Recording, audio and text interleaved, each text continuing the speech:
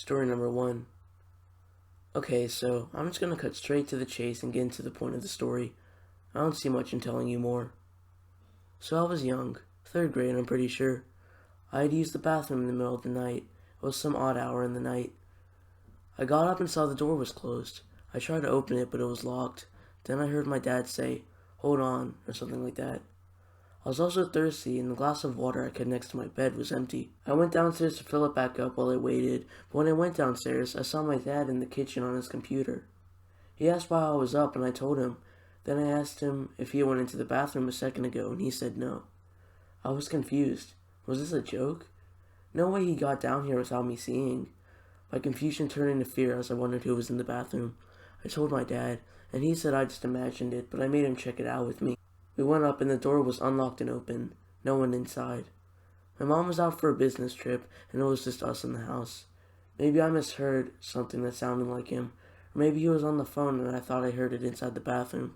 That doesn't explain how the door was locked and why, and now all of a sudden it was magically unlocked and opened when we went to investigate. This doesn't make sense. I told my friends, but they didn't believe me. We never told my mom if she believes in the paranormal, and we didn't want to get her drastic and afraid. Anyway, this was years ago, and I guess I'll never have the answer to my questions.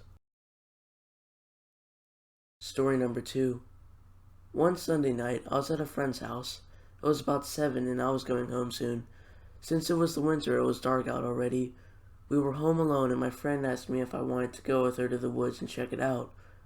I knew her for a long time, but she just moved to my neighborhood and she wanted to see the new woods.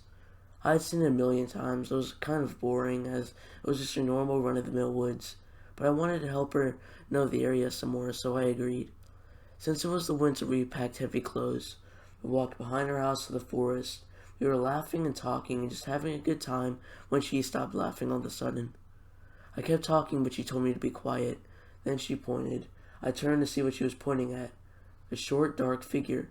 Skinny. It was just a black silhouette, and I couldn't make it out. It was probably another kid. It seemed to look in our direction. "Do you need anything?" I called. He or she just stared at us. "Let's go," my friend whispered, and we kept moving. All the while, I glanced at the still figure. We got about 50 feet when I noticed the figure seemed closer. I turned my head and froze. Another figure, same as the one before, a few feet ahead. Standing there, it slowly crept, and so did the first one. "Let's get out here," my friend said. Then we heard a loud shriek from deep in the woods. That's all it took. We were practically trampling each other running out of there. We made it to her house in minutes. We went inside, locked up the house, and sat around, debating on to call her mom or the cops. Eventually we decided to just keep it between us as we feared people would think that we were crazy. She walked me home, and we never went back to those woods. This was about a month ago and haven't been to her house since.